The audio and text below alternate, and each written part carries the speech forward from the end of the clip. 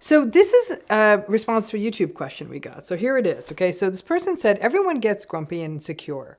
So Dr. Ramani, when does that cross the line to narcissism? And what are some more healthy ways to be grumpy and insecure? Being raised by narcissists can mean we lack healthy examples. Can those be learned? And my answer to that would be yes, we do, and yes, we can. Again, insecurity in the world we're in right now is very common. And on top of that, everyone does get grumpy at times. In fact, show me someone who never gets grumpy, and then there's a whole different set of problems. Grumpiness can be a manifestation of frustration, anger, a bad day. But the other thing we know is that narcissistic people can be quite irritable and frankly quite grumpy. Not all the time, but sometimes a lot of the time. Grandiose narcissistic folks, even those communal narcissistic folks, can actually be quite charming and charismatic at times. They can be fun, they can be extroverted, they can be the life of the party. So not all narcissistic people are grumpy all of the time. But when we look at vulnerable and malignant, and frankly at times at the self-righteous narcissistic folks, we tend to see a bit more grumpiness, sometimes a lot of grumpiness. And they're kind of chronically malcontented and irritable, right? So to your question is, when does that cross the line into something we'd see more in narcissism? So now if you're dealing with a grumpy person, but they generally have intact empathy, they're not entitled, they're not super selfish, they're not grandiose, they're not arrogant, they hold up their half of the relationship, but they just hold it up in a grumpy way. Basically, they're just a grumpy person, but not a mean person. Then they may not be narcissistic. There could be other things happening, including some depressive stuff. And some people who are depressed, or we call dysphoric, can look chronically irritable. These could also be people who are temporarily down on their luck. They may also have other issues in their life happening, and they may even have a history of trauma. In order for grumpiness to be a narcissism thing, you have to have the other narcissistic stuff going on for it to be narcissism. Now, odds are that a person who is chronically grumpy, they tend not always to be very nice. They may say insensitive things. They may not care who they hurt with those insensitive things. They may feel that their needs should be prioritized. So the odds that the grumpy person is narcissistic is probably higher than for an average person, but it's not a slam dunk. But what about for the rest of us? What are we supposed to do with our grumpiness so we don't come off as jerks and learn healthier ways to sort of navigate those grumpy times? First, remember that the grumpiness is a sign. It's usually a sign that we are uncomfortable. So if you're grumpy, ask yourself, what's making you uncomfortable? Is it something that happened, something that someone said, life not going the way you had hoped or wanted it to, a sense of powerlessness, a sense of helplessness? So in your question, you said, when we are raised by narcissistic people, we don't have healthy examples. And that's absolutely true. And the grumpiness can also be a holdover from that sense of helplessness and lack of attunement we faced in childhood. The grumpiness could also be the learning that comes from observing this kind of grumpiness in your midst as a child. But the grumpiness can be unsettling because it can leave you feeling that you're just like the grumpy people in your family. Like, see, we're all grumpy together. In narcissistic family systems, we do not see healthy, well-regulated problem solving or coping. We tend to see yelling and screaming and domination and blaming other people. So as we go on through your question, it's interesting. What are healthy ways to be grumpy and insecure, right? It's a good question. Let's start with the grumpy part. Healthy grumpiness, let's just call it that, has a key element. And healthy grumpiness, the key to that is not taking our grumpiness out on other people and to own it while it's happening. Narcissistic grumpiness is just atrocious because grumpy narcissistic people lash out at other people or blame other people. But if we're going to call this healthy grumpiness, involves being accountable. It means taking ownership. It means exploring it within ourselves and being curious about our grumpiness, but not blaming other people for our emotions and moods. It's in essence, receive that grumpiness as a signal.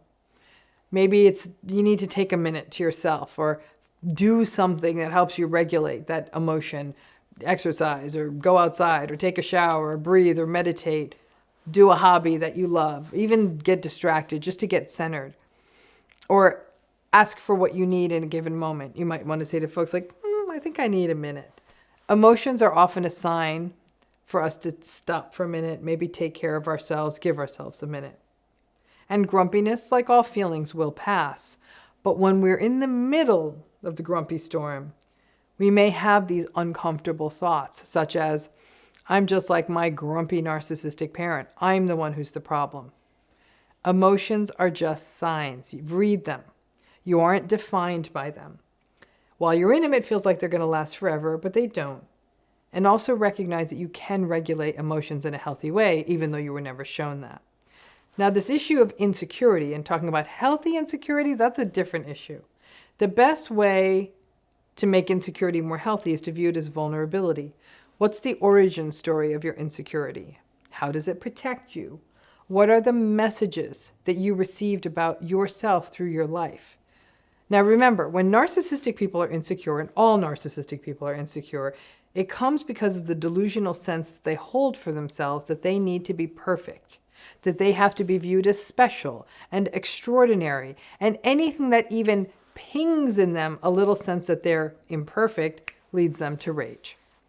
For people who are not narcissistic, our insecurities are not about not being perfect, but rather from often for many, many, many, many years being treated and being told as though we're not enough. From not being attuned to not feeling emotionally safe or validated.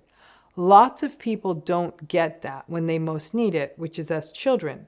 And if you have a narcissistic parent or parents or other family members, you definitely didn't get it.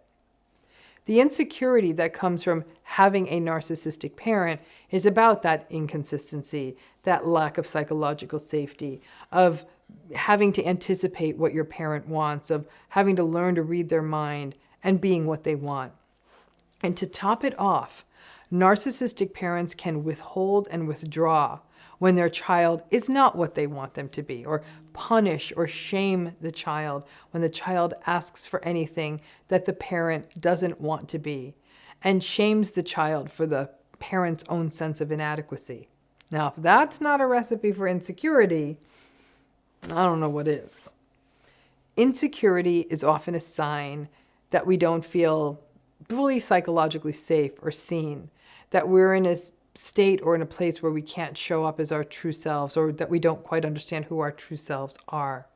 Insecurity is also that tendency to compare ourselves to other people, rather than being aware of our own separate strengths and weaknesses. Insecurity is the internalized shame that narcissistic people, parents typically, often project onto us and require us to carry if we're going to be in a relationship with them. I can't say confidently it ever fully goes away, but recognizing insecurity as a vulnerability instead of a weakness, and being self-compassionate in the face of it, understanding how in some ways it keeps us sort of pseudo-safe to be insecure by stopping us from taking chances or striving, and by holding back, we can avoid the possibility of failure and then ultimately the mockery of that narcissistic parent or other narcissistic voices we've internalized. Then the insecurity becomes a part of us that we can ultimately show compassion to, but not let the insecurity run the show of our lives. So short answer, yes, it can be learned and reframed and met. This insecurity can be met in a more compassionate manner. Now, stuff like social media and society at large are playing on all of our insecurities these days and all of our tendencies to lean into social comparison. But with critical thinking, we can also see that for what it is. It's not easy, but yes, all of this can be learned. Narcissistic parents, having narcissistic parents can be a stumbling block and a heavy weight to carry, but we can put these legacies down and unlearn the shaming, subjugated nonsense that they raised us on. So I hope that answers your question, and keep those YouTube questions coming. Thanks again.